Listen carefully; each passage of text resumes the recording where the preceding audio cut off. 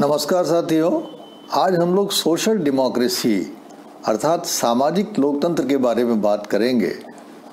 अक्सर हम लोगों ने समाज, सामाजिक और समाजवाद जैसे शब्दों के साथ लोकतंत्र का प्रयोग ज़रूर सुना होगा। और क्या आपने कभी सामाजिक लोकतंत्र अर्थात सोशल डेमोक्रेसी शब्द पे ध्यान दिया है?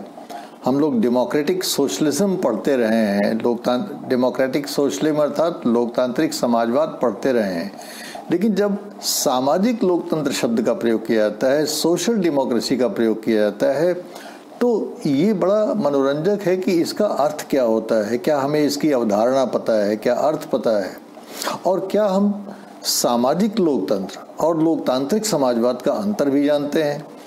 और एक चीज़ और बड़ी इम्पॉर्टेंट है कि कभी कभी ये कहा जाता है कि जब तक सामाजिक लोकतंत्र नहीं आएगा तब तक पॉलिटिकल डेमोक्रेसी अर्थात राजनीतिक लोकतंत्र बहुत ज़्यादा सफल नहीं हो पाएगी। तो ये अपने आप में कुछ बड़े इम्पॉर्टेंट चीज़ें हैं, रहस्य हैं, अवधारणात्मक स्तर पे, जो कि आज हम लोग समझने की कोशिश करेंगे।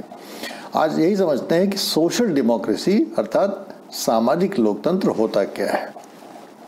देखिए, इसे समझने के लिए हम लोग थोड़ा सा इसके उद्भव को समझना चाहेंगे, कैसे इसकी शुरुआत हुई उसको समझना चाहेंगे। और इसकी पृष्ठभूमि में जाहिर है दो शब्द हैं, समाजवाद और लोकतंत्र। तो जब हम सामाजिक लोकतंत्र शब्द का प्रयोग करते हैं तो समाज और सामाजिक से तो हम लोग परिचित हैं, लेकिन बेसिकली उसका भाव जो है समाजवाद की तरफ हमको ले जाता है। और समाजवाद शब्द हम लोग खूब प्रयोग करते हैं। हालांकि समाजवाद अपने गूढ़ अर्थों में इतने विभिन्न उसके अर्थ हैं कि उसकी परिभाषा कर पाना मुश्किल है कि एक्चुअली समाजवाद होता क्या है। क्योंकि बहुत सारे समाजवाद के CEM जोड़ नामक एक विद्वान हुआ है, उसने कहा कि समाजवाद तो एक ऐसा कैप की तरह से, एक ऐसी टोपी की तरह से कि जिस पहनने वाले के सर पर रख दीजिए उसी के सर का वो आकार ले लेती है। तो इसी प्रकार समाजवाद हर प्रयोग करने वाला अपने ढंग से समाजवाद का प्रयोग करता है। लेकिन फिर भी हम लोग इसकी थोड़े पृष्ठभूमि में जाते हैं कि समाजवाद आया कैसे। देखिए, 18वीं शताब्दी में दो बड़ी महत्वपूर्ण क्रांतियां हुई। पहली क्रांति जिसे औद्योगिक क्रांति के नाम से जाना जाता है, और वो औद्योगिक क्रांति हम सभी लोग जानते हैं कि बड़े बड़े वैज्ञानिक आविष्कार हुए, खोजें हुई, और उसके परिणाम स्वरूप बहुत सारी चीज़ें हुई और उद्योग जगत को उसका लाभ मिला। और एक बहुत बड़े पैमाने पे यूरोपीय देशों में ख़ास तौर से औद्योगिकरण को बल मिला। और जब औद्योगिकरण को बल मिला तो उसने बहुत सारी समस्याओं को भी जन्म दिया, और उससे रॉबर्ट ओवेन का जन्म हुआ, जिसको कि समाजवाद के जनक के रूप में देखा जाता है, समाजवाद के पिता के रूप में देखा जाता है कि उसने समाजवाद की शुरुआत की कि समाजवाद क्यों होना चाहिए। उसने जो पूंजीवाद था और जो औद्योगिक क्रांति की समस्याएं थी, उन समस्याओं से निजात पाने के लिए, उससे निपटने के लिए समाजवाद की अवधारणा का प्रतिपादन किया। दूसरी इंपॉर्टेंट क्रांति हमको फ्रांस में दिखाई देती है, जो कि वैचारिक क्रांति जिसको हम कह सकते हैं, जिसमें मॉन्टेस्क्यू, वॉल्टेयर और रूसो जैसे महान विचारक जो हैं उसमें सम्मिलित थे। और इन लोगों ने जिस प्रकार के वैचारिक क्रांति को जन्म दिया, उससे सेंट साइमन नामक विद्वान की जन्म हुआ, जिन्होंने कि इसको और आगे बढ़ाने की पुरजोर वकालत की, कैसे समाजवाद को आगे बढ़ाया जाए। तो ये जो दो महान विद्वान हुए, सेंट साइमन और सेंट साइमन के पहले रॉबर्ट ओवेन, इन दोनों ने एक प्रकार से समाजवाद की नींव रखी, पहली चीज। अब 19वीं शताब्दी में जब सामाजिक लोकतंत्र शब्द का प्रयोग हुआ, सामाजिक लोकतंत्र शब्द का की अवधारणा आई, तो ये सबसे पहले जर्मनी में इसका आगाज हुआ, जर्मनी में इसकी शुरुआत हुई। और इसके प्रतिपादकों का ये मानना था कि वो समाजवादी मूल्यों की स्थापना शांतिपूर्ण तरीके से करना चाहते थे। आप जानते हैं कि मार्क्सवाद तब तक आ चुका था, समाजवाद के बाद एक और उत्तेजक धारा उसकी थी समाजवाद को, जो कि हिंसा के माध्यम से, क्रांति के माध्यम से समाजवादी मूल्यों की स्थापना करना चाहते थे, जिसको हम लोग मार्क्सवाद के नाम से उस समय जानते थे। तो मार्क्स के सिद्धांतों में हिंसा, और उस हिंसा से मार्क्स ने फिर आगे चल के एक प्रकार से सर्वाधिकारवाद अर्थात टोटलिटेरियनिज्म अर्थात डिक्टेटरशिप की अवधारणा का प्रतिपादन किया, जिसका नाम ही था डिक्टेटरशिप ऑफ द प्रोलिटेरिएट। अर्थात वो जो प्रोलिटेरिएट जिसको हम कहते हैं, सर्वहारा कहते हैं, उसका वो सर्वाधिकारवाद या अधिनायकत्व स्थापित करना चाहता था। तो मार्क्स के सिद्धांतों में दो बात थी, एक बात हिंसा थी और दूसरा था टोटलिटेरियनिज्म या सर्वाधिकारवाद या अधिनायकवाद, जिसको डिक्टेटरशिप आप प्योर टर्म्स में कह सकते हैं। और ये दोनों ही चीज़ें ये स्वीकार नहीं थी सामाजिक लोकतांत्रिक अर्थात सोशलिस्ट डेमोक्रेट्स को, जर्मनी में जिन्होंने इसका आगाज़ किया, उनको ये दोनों ही चीज़ें स्वीकार नहीं थी, बल्कि वो ये चाहते थे कि जो वर्तमान उस समय की तत्कालीन पूंजीवादी व्यवस्था थी और जो ये समाजवादी धारा थी यूरोप में, इन दोनों में किसी प्रकार से अगर समन्वय किया जाए तो कैसा रहे। तो सामाजिक लोकतंत्र, सोशल डेमोक्रेसी को मूल रूप से ये याद रखिएगा कि न तो ये पूर्ण रूप से लोकतंत्र का पूंजीवाद का हिमायती है और न ये पूरी तरह से मार्क्सवाद का हिमायती है, बल्कि ये समाजवाद और लोकतंत्र में अर्थात पूंजीवाद को बनाए रखकर ये समाजवादी मूल्यों की स्थापना का प्रयास करता है। ये एक बहुत खास बात हमको ध्यान में रखनी चाहिए। और जितना भी हमारा समाज है और जितनी भी हमारी अर्थव्यवस्था है, उस अर्थव्यवस्था में, उस समाज में जो पूंजीवादी व्यवस्थाएं थीं, उस पूंजीवादी व्यवस्था को नहीं वो समाप्त करना चाहता। वो ऐसा नहीं कहता है कि मार्क्स की तरह से पूंजीवाद को उखाड़ फेंकिए। वो सोशल डेमोक्रेट्स ये कहते हैं कि पूंजीवाद को बनाए रखिए, लेकिन उस पूंजीवाद पे राज्य का गंभीर नियंत्रण होना चाहिए। और वो गंभीर नियंत्रण क्या क्या करे? पहला काम तो वो करे कि वो पूरी अर्थव्यवस्था का राज्य के सभी लोगों के हित में नियमन करे। पहली चीज ये नहीं कि केवल पूंजीवादियों के हित में राज्य की अर्थव्यवस्था हो, सभी के हित में उसका नियमन करे। पूंजीवादी व्यवस्था बनी रहे, लेकिन राज्य उस पूंजीवादी व्यवस्था का इस प्रकार से नियमन करे कि सभी लोगों को आर्थिक व्यवस्था में एक प्रकार से सहभागिता मिले, कुछ समानता का भाव हो। पहली चीज। दूसरा कि वो लोक कल्याणकारी कार्य करे। ये देखिए कितनी इंपॉर्टेंट चीज़ है लोक कल्याणकारी कार्य, जो कि आज तक चली आ रही है। सारी सरकारें इसको करना चाहती हैं। हर सरकार ये कहती है कि हम लोक कल्याणकारी कार्य करेंगे। कोई लोक कल्याणकारी कार्य से बच नहीं सकता है, ना बचना चाहता है। और तीसरी चीज कि आय और व्यय में संतुलन बना के वो सामाजिक न्याय की स्थापना करना चाहते हैं। आज देखते हैं आपकी हर पॉलिटिकल पार्टी, हर पॉलिटिकल लीडर सामाजिक न्याय की बात करता है। तो एक प्रकार से ये देखा जाए कि ये जो तीनों चीजें थी कि अर्थव्यवस्था पे राज्य का नियंत्रण हो, लोक कल्याणकारी योजनाएं हो और सामाजिक न्याय के हमारे संकल्प हों, ये तीनों चीजें हमको उस सोशल डेमोक्रेसी में दिखाई देती हैं जो कि जर्मनी में जिसका आगाज हुआ। और इसलिए एक विचारधारा के रूप में जब इसको हम पढ़ते हैं, एक विचारधारा के रूप में हम कह सकते हैं कि स्वतंत्रता और समानता को प्राप्त करने का ये सामूहिक प्रयास था। स्वतंत्रता एक पूंजीवादी संकल्प है, उदारवादी संकल्प है, लोकतांत्रिक संकल्प है, और समानता एक जो मार्क्स का भाव था, या यूरोप में जो रॉबर्ट ओवेन और सेंट साइमन ने जो परंपरा शुरू की समाज में समतामूलक समाज की स्थापना करना, वो दोनों का समन्वय करके ये चलना चाहता था। और एक विचारधारा के रूप में सोशल डेमोक्रेसी ये भी चाहती है कि जो पूंजीवाद में जो आर्थिक नीति का आधार होता है वो क्या होता है, जिसको जैसा मन करे वो करे।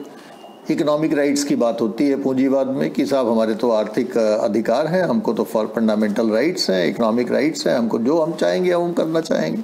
बहुत अच्छी बात है, आप अपना करिए जो आप करना चाहते हैं, लेकिन उस नीति के द्वारा यद भाव्यम की जो नीति है, लेजिस फेरे की जो नीति है, उसके द्वारा समाज में जो असमानता और उत्पीड़न है, अगर हर आदमी अपने ढंग से आर्थिक गतिविधियों का संचालन करेगा तो कोई रिच होगा, कोई पुअर होगा, कोई मध्यम स्थिति में आएगा, तो नाना प्रकार के आर्थिक वर्ग बन जाते हैं। और जाहिर है कि जब नाना प्रकार के आर्थिक वर्ग होंगे तो सामाजिक आर्थिक असमानता भी होगी और उसमें उत्पीड़न भी होगा। तो ये जो सोशल डेमोक्रेट्स हैं ये पूंजीवाद का विरोध नहीं करते हैं, बल्कि पूंजीवाद में जिस प्रकार की लेजिस फेयर या यद भाव्यम के नीति से जो असमानता, जो उत्पीड़न उत्पन्न हो जाता है, उसका विरोध करके समाज और अर्थव्यवस्था का तो एक पुनर्निर्माण सा करना चाहते हैं जिससे पूंजीवादी व्यवस्था शोषणवादी व्यवस्था में न बदल जाए। ये इनका फिलॉसफी ध्यान रखिएगा कि पूंजीवादी व्यवस्था एक शोषणवादी व्यवस्था है, लेकिन सामाजिक लोकतंत्र अर्थात सोशल डेमोक्रेसी का ये संकल्प है कि पूंजीवादी व्यवस्था से शोषणवादी तत्वों को निकाल के एक ऐसी पूंजीवादी व्यवस्था का निर्माण किया जाए जिसमें कि शोषण का संभावना न्यूनतम हो या असमानता उसमें काफ़ी न्यून हो जाए। ये दो तीन चीज़ें आपको ध्यान में रखनी चाहिए। और ये मानते हैं, जो सोशल डेमोक्रेट्स हैं वो इस बात को मानते हैं कि पूंजीवादी और समाजवाद इसमें कोई परस्पर ऐसी विरोध की बात नहीं है, क्योंकि ये संभव है कि समाजवाद के अनेक कार्यक्रमों को पूंजीवाद में सुधार करके लागू किया जाए, बजाय इसके कि राज्य को समाप्त कर दिया जाए और राज्य के स्थान पे कुछ और व्यवस्था बनाई जाए। इससे इनका कहना है कि ऐसा संभव है कि राज्य के माध्यम से ही बहुत सारी समाजवादी मूल्यों को, बहुत सारी समाजवादी संकल्पनाओं को हम लोग लागू कर सकते हैं। और वास्तव में एक प्रकार से अगर देखा जाए तो सामाजिक लोकतंत्र पूंजीपतियों और संगठित श्रमिकों को एक मंच पर लाकर उनका गठजोड़ बनाकर उसमें सहयोग उत्पन्न करके इस पूरी अपने उद्देश्य को प्राप्त करना चाहता है कि एक गैर शोषणवादी पूंजीवादी व्यवस्था की स्थापना की जाए। ये मूल मंत्र है सोशल डेमोक्रेसी का कि एक गैर शोषणवादी पूंजीवादी व्यवस्था की स्थापना की जाए। और यहीं से उनका एक प्रकार से वामपंथियों से या मार्क्सवादियों से विरोध हो जाता है, क्योंकि वो लोग इससे वो मानते थे कि उसने एक प्रकार से संशोधनवादी दृष्टिकोण अपनाया है और संशोधन करने का मार्क्स के विचारों में प्रयास किया है, इसीलिए उसको संशोधनवादी कहा जाता है। जर्मनी में 1875 में एक प्रकार से सोशल डेमोक्रेटिक पार्टी के गठन की स्थापना हुई, गठन हुआ, और वो यही चाहती थी कि कानूनी तरीके से, न कि हिंसा और क्रांति से, ये तमाम जो समाजवादी मूल्य हैं इसको लागू किया जाए। और आपने नाम सुना होगा, बहुत ही फेमस नाम है एडवर्ड बर्नस्टीन का, जो इसका प्रमुख पुरोधा था, जो इसका प्रमुख सोशल डेमोक्रेट्स का जो एक प्रकार से अगुआ था जहाँ तक वैचारिक क्रांति का सवाल है। और उसने ये कहा कि मार्क्स पूंजीवाद के आकलन में वास्तव में गलत था, और मार्क्स, उसका कहना था कि मार्क्स ने ये मान लिया कि पूंजीवाद समाप्त होने वाला है, और आज तक हम लोग देखते हैं कि पूंजीवाद समाप्त नहीं हुआ। तो एक लगता है कि बर्नस्टीन अपने आकलन में कहीं सही था कि मार्क्स ने पूंजीवाद समाप्त होने वाला है, पूंजीवाद का डिवाइस होने वाला है, ये इसमें आकलन में गलत था। और इसका कारण ये था कि एडवर्ड बर्नस्टीन ने ये कहा कि ये ऐसा इसलिए गलत है मार्क्स का आकलन, क्योंकि जो पूंजीवाद में जो समस्याएं हैं, बेरोजगारी की समस्या है, अति उत्पादन की समस्या है कि उस उत्पादन का किया जाए, कहाँ ले जाया जाए, और संपत्ति के असमान वितरण की जो समस्याएं हैं, इन तमाम समस्याओं पे पूंजीवाद ध्यान दे रहा है। और चूंकि तमाम समस्याओं पे पूंजीवाद ध्यान दे रहा है, इसलिए इस बात की बहुत संभावना है कि वास्तव में पूंजीवाद के अंदर जो बहुत सारी असमानताएं हैं, जो शोषण है, वो धीरे धीरे कम होंगी, और जब कम होंगी तो पूंजीपति और वर्कर्स एक साथ आएंगे। और पूरे विश्व में यही हुआ है। अगर आज की तारीख में आप देखें तो पूरे विश्व में यही हुआ है। और जहाँ पे कि जो केंद्र था एक प्रकार से वामपंथ का, जो यूएसएसआर जिसको हम लोग जानते हैं, उसका आपने देखा कि 1919 में किस प्रकार से रातों रात विघटन हो गया, और एक बहुत ही इम्पॉर्टेंट जो लेफ्टिस्ट सेंटर था, मार्क्सिस्ट सेंटर था, वो खत्म हो गया, पूरे विश्व में उसका खात्मा हो गया। तो इस प्रकार से हम देखते हैं कि जो बहुत सारी चीज़ें हैं जो हमको बताती हैं कि भाई सामाजिक लोकतंत्र जो है वो एक ऐसी सामाजिक व्यवस्था, एक ऐसी राजनीतिक व्यवस्था, एक ऐसी आर्थिक व्यवस्था की स्थापना करना चाहते हैं जिसमें लोकतंत्र हो, जिसमें पूंजीवाद हो, लेकिन पूंजीवादी शोषणवादी व्यवस्था उसमें खत्म की जा सके, उसको कम किया जा सके, ये इनका मानना है। और समाजवादी मूल्यों की स्थापना धीरे धीरे संवैधानिक और कानूनी माध्यमों से हो। एक चीज और आपको यहाँ बताना चाहेंगे कि ये सामाजिक लोकतंत्र अर्थात सोशल डेमोक्रेट्स को वामपंथी और दक्षिणपंथी दोनों अस्वीकृत करते हैं। दोनों अस्वीकृत करते हैं। वामपंथी इसलिए अस्वीकृत करते हैं कि वो उसको रिविजनिस्ट मानते हैं कि उसने मार्क्स की विचारधारा में संशोधन करने का प्रयास किया, और दक्षिणपंथी ये मानते हैं कि ये जो इसका तरीका है कि ये इसके लोकतांत्रिक संस्थाओं का और पूंजीवादी व्यवस्था को तो बनाए रखना चाहता है, लेकिन अल्टीमेटली ये समाजवादी मूल्यों की स्थापना करना चाहता है। तो इसके हिडन एजेंडा समाजवादी मूल्यों का स्थापना, इसलिए वो भी उसको अस्वीकृत करते हैं। तो ये दोनों तरफ से पिटता है, वाम पथ से भी पिटता है, दक्षिण पथ से भी पिटता है, जहाँ तक वैचारिकी का सवाल है। और इनका मानना है, सोशल डेमोक्रेट्स का मानना है कि नहीं, वो दोनों को लाभ पहुंचाएगा। वो हमारी जो विचारधारा है, सामाजिक लोकतंत्रवादी विचारधारा है, वो वामपंथियों को भी लाभ पहुंचाएगा, दक्षिणपंथियों को भी लाभ पहुंचाएगा। क्यों? क्योंकि ये पूंजीपतियों और संगठित मजदूरों को एक मंच पे लाएगा, जो कि पूरे विश्व में हो रहा है कि आज मजदूर जो हैं वो एक मंच पे आके पूंजीपतियों के साथ साझा करके जो साइज ऑफ द केक बढ़ रहा है, उसमें उनकी भी हिस्सेदारी बढ़ रही है और वो भी लाभान्वित हो रहा है। एक चीज़ और बता के हम लोग अपना वक्तव्य खत्म करेंगे, और वो ये है कि सामाजिक लोकतंत्र में और लोकतांत्रिक समाजवाद में फ़र्क क्या है, सोशल डेमोक्रेसी में और डेमोक्रेटिक सोशलिज्म में फ़र्क क्या है। बस एक बहुत ही सूत्र रूप में इसको समझ लीजिए। जो सोशल डेमोक्रेसी जिसकी हम लोग चर्चा कर रहे हैं, मैं बार बार उसको रिपीट कर रहा हूँ कि उसमें क्या खास बात है कि नंबर 1 वो पूंजीवादी मॉडल को बनाए रखना चाहता है, नंबर 2 वो लोकतांत्रिक संस्थाओं के माध्यम से सुधार लाना चाहता है, और 3 कि वो कैसा सुधार लाना चाहता है, वो समाजवादी सुधार लाना चाहते हैं। तो 3 कंपोनेंट्स आपको सामाजिक लोकतंत्र सोशल डेमोक्रेसी में दिखाई देते हैं। जो डेमोक्रेटिक सोशलिज्म है अर्थात लोकतांत्रिक समाजवाद है, वो लोकतांत्रिक समाजवाद में बिल्कुल साफ गांठ बांध के ये चीज़ दिमाग में बैठा लीजिए कि वो पूंजीवाद को कतई नहीं चाहता।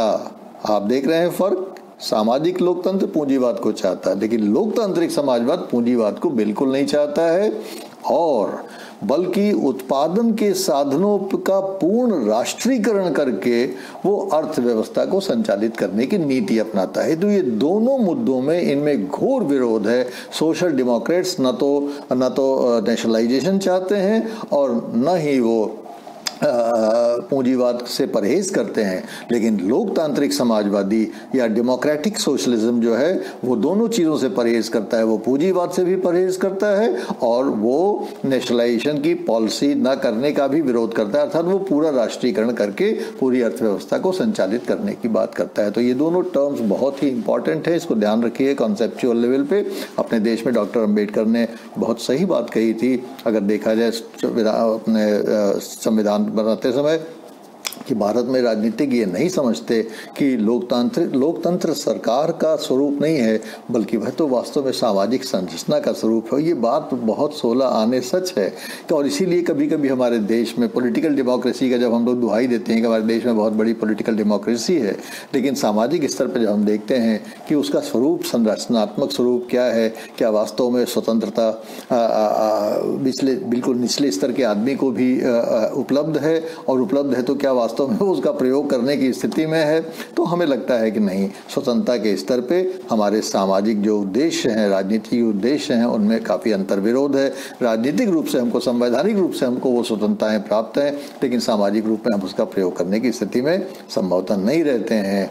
और इसीलिए ये बात बिल्कुल सच है कि जब तक हमारे देश में सामाजिक लोकतंत्र की स्थापना नहीं होगी, सोशल डेमोक्रेसी की स्थापना नहीं होगी, तब तक हमारे देश में राजनीतिक लोकतंत्र भी पूर्ण रूप से सार्थक नहीं हो सकता। तो मैं समझता हूँ कि सोशल डेमोक्रेसी पे या सामाजिक लोकतंत्र पे एक संक्षिप्त हम लोगों ने चर्चा की। इस संबंध में अगर आपके कोई प्रश्न हो, सुझाव हो, तो हमसे जरूर शेयर करने की कृपा करेंगे।